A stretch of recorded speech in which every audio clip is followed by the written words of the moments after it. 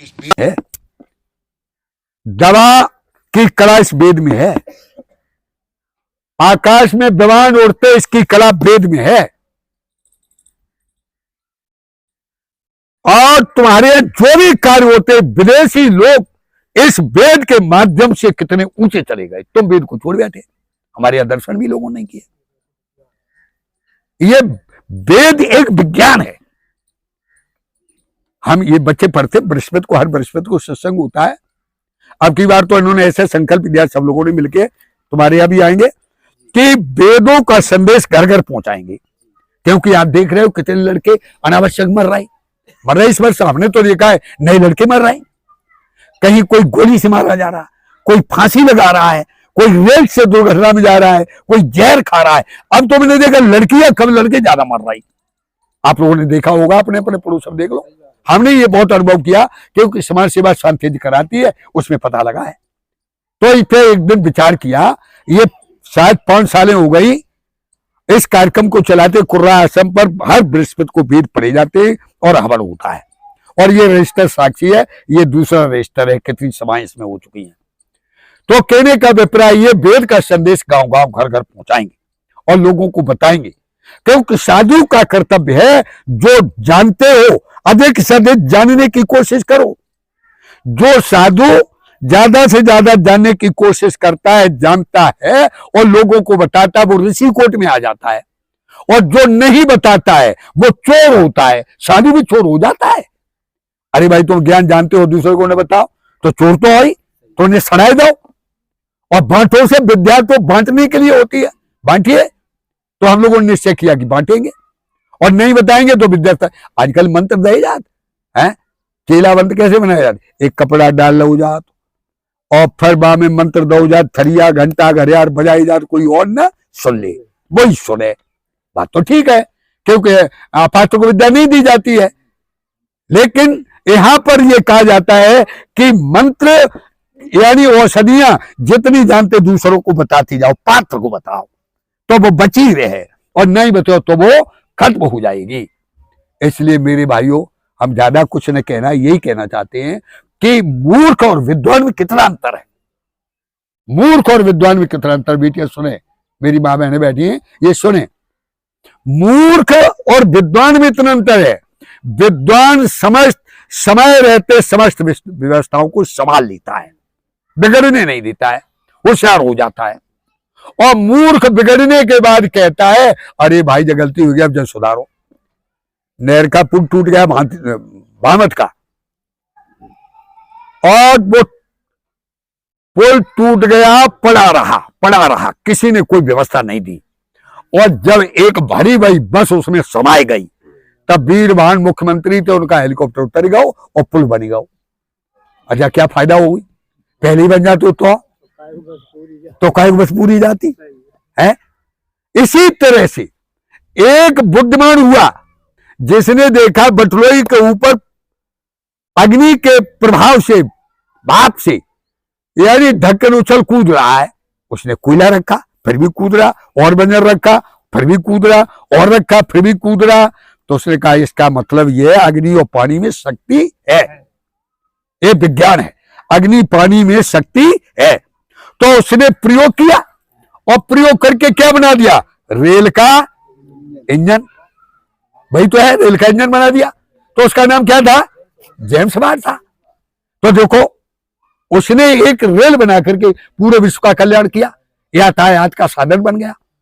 और एक वैज्ञानिक हुआ इसी तर्ज पर, कोयला और यानी अग्नि पानी को इकट्ठा किया और हुक्का बना लिया, बची।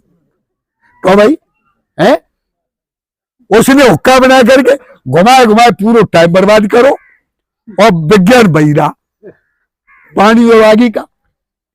तो ये क्या, एक बुद्धिमान व्यक्ति काजल लगाता आंख में ठीक से, माँ बहने बच्चे के काजल लगा के और एक डिठौना रख देती, सुबह बढ़ जाता, और एक कार्य को मुंह पे पूत लेता है, करिया मुंह हो गया। क्यों भाई उचित मात्रा में हम नमक डाल करके सब्जी भोजन का टेस्ट बना लेते, और एक जो है आंख में डाल करके रगड़ पैदा कर लेता, रगड़ता रहता है। तो इनमें कौन तुमको संस्कृति अपनानी है, विकासकारी की विनाशकारी? जोर से बोलो, विकासकारी। अच्छा, अब एक बात बताओ, पहले हम लोग ये कहा करते थे, कह रे ऊसर मत टोलिए, गैया श्राप दे दिए, सत्यानाश हो गए। काते कि नहीं काते? कहो ईमानदारी की बात, बेऊसर कहूं रहे हैं? अच्छी भूमि फूल रही बादी, ऊसर दिन दिन मजा दिखाए। काते कहते थे कोई अर्जन खटिया पे बैठ गओ तो गजब हो गओ है। खटिया बैठने को तर सत्ते कुर्सी मिली फरंगीदार, कहो मिली कि नहीं मिली? मकान बनाने के लिए जब विचार करते थे मकान बनाएंगे, तब कहते थे कि जोगनी पर्याय ना आए। कहते थे कि नहीं कहते थे? कछु नीचे खोद देते, कछु ऊपर इतनी चौड़ी दीवारें बनाएंगे, धंध लकड़िया धर के भाई पाट लेते। और अब अटिया खटिया पे पड़ी, खटिया अटिया पे पड़ी कि नहीं पड़ी सबके? बताओ ईमानदारी की बात। लड़कन की बात आती पढ़ाने की, बच्चे को पढ़ाएंगे तो कहते थे क्या विद्या पढ़ेगी नहीं, वैसे बच्चा होशियार है, विद्या नहीं पढ़ेगी। तो उस विद्या की जगह पर आज कहिए कितने ऊंचे जा रहे हैं। लेकिन उस समय तुमको जो बेवकूफ बनाया गया था, मोहरे दबाव जमीन में, संस्कार में निकाल के दे दान में, और उस समय तुम्हारे छीके टंगे रहते थे, उनमें दूध घी रखे जाते थे, खिड़कियां लगाते, ये कौन जोड़ीदार किमाल लगाता था? लगने लगे। और भाई, और उस समय जो खाल खींचता था, खाल खींचता था, काट छींटता था, काट छींटता था, बाल बनाता था, बाल बना, कुम्हार घड़ा बनाता था, पत्तल, ये सब होता था। और वो चीज विद्या के कारण अंबेडकर जी आए, उन्होंने सबका विस्तार किया और बताया। बुद्ध जी आए, उन्होंने बताया। इन सबको दबा करके आज तुम बराबर पे आ रहे कि नहीं आ रहे? कहते हैं लड़के तुम्हारे अच्छे कंपटीशन में आ रहे। कब आ रहे? जब तुम्हारे शिक्षा बढ़ी तब आ रहे, तभी तो आ रहे। और इस शिक्षा के प्रभाव से जिन लोगों ने मूर्ख बनाया था, उन्होंने अपना गियर बदल दिया, लाइन बदल दी, और बदल करके दूसरी लाइन पर चल दिए। कहीं इनको कैसे करो? कोई साक्षरता अभियान चला दिया, कोई भारत में बिना पढ़ा लिखा नहीं रहेगा, कोई भी नहीं, कोई बच्चा फेल नहीं किया जा सकता। पढ़ो न पढ़ो, पास हो जाओ। अब फिर अभी आकर के 1 महीना की सर्दी की छुट्टी है, कोई बच्चा नहीं। ये तमाम सारी बातों को लेकर के घुमा दिया। मैं एक दिन भाषा पर देख रहा था, मैं तो देखते रहते इसमें, हम जिगरनी चीजें नहीं देखे जा देख रहा है। तो ऐसा लगा था अब भगवान राम की स्थापना हो गई है, राम राज की लहर शुरू हो गई है। आप लोगों ने भी देखा हो शायद। तो इसमें लिखा है, क्या लिखा है?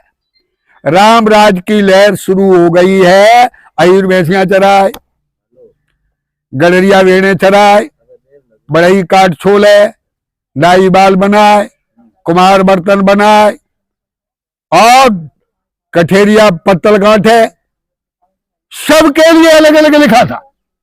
मेरे भाइयों, अब बिना पढ़े ये कैसे हो सकता है? तो तुम्हें पढ़ाई चाहिए कि लड़ाई चाहिए? बोलो जोर से। पढ़ाई चाहिए, लड़ाई से बचना है तो पढ़ाई करिए। ये मृत्यु भोज कहीं वेद भी नहीं है, फिर तुम क्यों करते हो? एक दिन के बिना मरे जा। ये दुकरियां हैं गन्न की, ये बाहर की हमारी बहनें हैं, बुआ हैं, ये आके हैं मेरे भैया के गैर नहीं करिए, दूर माटी में नहीं उठे, बे तो दूर माटी में तुम्हारा तो सत्यानाश करने, और बे खुद जाए नहीं और समाज को ले जा रही। मेरी माँ बहनों चेत जाओ। ये हमारी बैठी है बहन इंद्र काना हो जाको, तारावती, ये पढ़ी लिखी लड़की है, इसी परिवार से संबंधित है। पूछो इसे, अपने बच्चे पढ़ाई, बेटियां पढ़ाई, ये बट्टा नहीं का बैठा हमारे पास पढ़ा, सब बच्चे हमसे पढ़े। और अभी देख रहे थे ये पढ़ता रहा, हमने जो अवधू कर ले, सारे मंत्र संग बोलते रहो। क्यों? आश्रम पर संस्कार मिले, आवासीय विद्यालय था, ये आप पढ़ाते भी है, पढ़ते भी रहे। तो कहने का अभिप्राय है कि हम अपने बच्चों को बढ़िया संस्कार दें, तभी उन्नति होगी। अंड बंड पाखंड से बचें। और पढ़ गए हम मृत भोज के चक्कर में, क्यों पढ़ गए कि हम लोग नहीं समझ पाए। एक छोटी सी बात कहकर अपनी वाणी को विराम देंगे।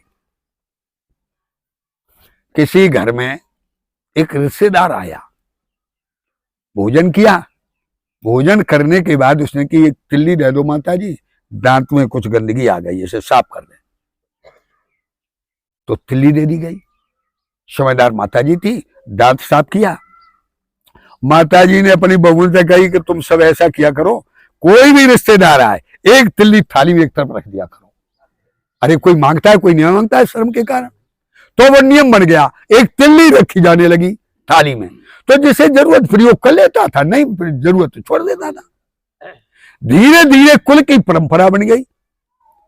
अब जब कोई प्रयोग करता है, कोई नहीं करता, तो एक बड़ी सी लकड़ी हो गई जो दादा मुंह में जाए, ऐसी हो गई। धीरे धीरे धीरे एक सैलास हो गया, और फिर उसके बाद क्या हुआ, एक नई नवेली बहू आई, एक पीढ़ी और बढ़ गई। तो अब बहू ने देखा कहूं तिल्ली मिल नहीं रही, तो क्या किया, एक बाणी लठिया पड़ी थी 3 हाथ की, सो मैंने थरिया से लगाई दी। जो रिश्तेदार भोजन करने आए और वो थे वृद्ध, आंखों से दिखाई देता नहीं था, तो उन्होंने हाथ बढ़ाओ, लठिया हाथ में पड़ गई। उन्होंने कही कि जब लठिया कैसी डरी गई, जब लठिया जासों डरी गई है, क्या कुत्ता बिल्ली बदमाश होंगे घर के, तो उन्होंने वो लाठी संभाल के रख ली। क्या कुत्ता बिल्ली आएंगे तब इसका हम प्रयोग करेंगे, इसे यूज करेंगे, रख ली संभाल के। और बहू नई नवेली शर्मत बहुत थी, चौका से भोजन लेकर के चली, किसी पैर में लगा किसी बर्तन में, हुई आवाज, समझे कि बिल्ली। अब ऐसी मारे तो कौन लगे, तो गुफा की मारी तो बहू के चढ़ाका हुआ परिया में, दाद बैठी तो बहू तो बिलबिला गिर पड़ी और रोने लगी। जब बहू रोने लगी तो द्वारे बैठे लोग आए, क्या हुआ क्या हुआ। बहू ने अपने घूंघटे ही में कही कि जो बुड्ढा ने लठिया मार दी। तो लोगों ने कहा बहुत बुड्ढा खराब है, क्यों भाई, तुम्हें भोजन के लिए बुलाया था, लठियाई के लिए बुलाया था, तुमने बहू लाठी मार दी।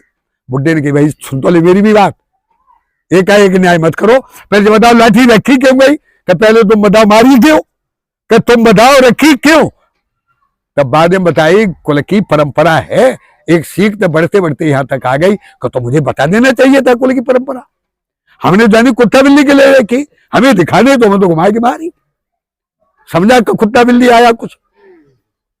तो देखो अब जब चोट लगी तब उस पर चर्चा हुई कि ये परंपरा कहां से चली, कैसे चली। तो उसका वैज्ञानिक रहस्य, शौर्य का रहस्य ये था, दांत खरोदने के लिए तिल्ली रखी जाती थी और बढ़ते बढ़ते लाठी बन गई। इसी तरह से ये ज्यार्य, अज्ञारी होती हमारे यहां, ये अपभ्रंश शब्द है, ये शुद्ध शब्द था, ये ज्यार्य, यज्ञ धन आर्य, यज्ञ माने हवन, आर्य माने श्रेष्ठ। अच्छे लोग हवन किया करते थे घर में, जिसे वेदी कहते। वेदी क्या है, ये जो परिसर है ये वेदी परिसर है, ये कुंड है और इसके आसपास ही सारा स्थान वेदी है।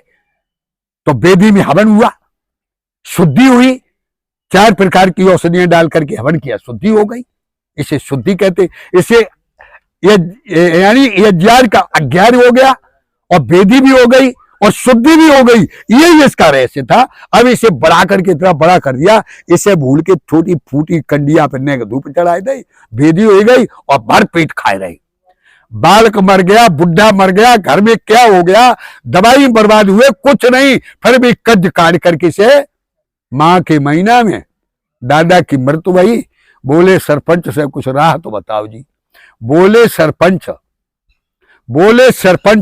जाको जैसो नाम ताको तैसो ही चलाओ जी, न्योता तो सभी के कराओ झाड़ के, और 8 मन पूड़ियों से काम तो चलाओ जी। ऐसे कह के उन्होंने ऐसा खेल बनाया कि करके पिता को बहुत पड़ोसी से लागे केन 5 बीघा खेत कोई ले तो बताओ जी, बिकेगा ही 5 बीघा, तो बताओ खेत खरीदोगे कि बेचोगे।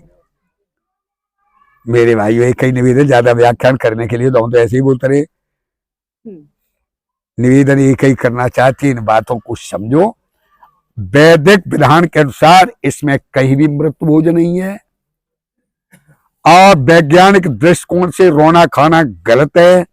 आर्थिक दृष्टिकोण से अपने घर की पूंजी लुटा करके मूर्ख बनना अच्छी बात नहीं है।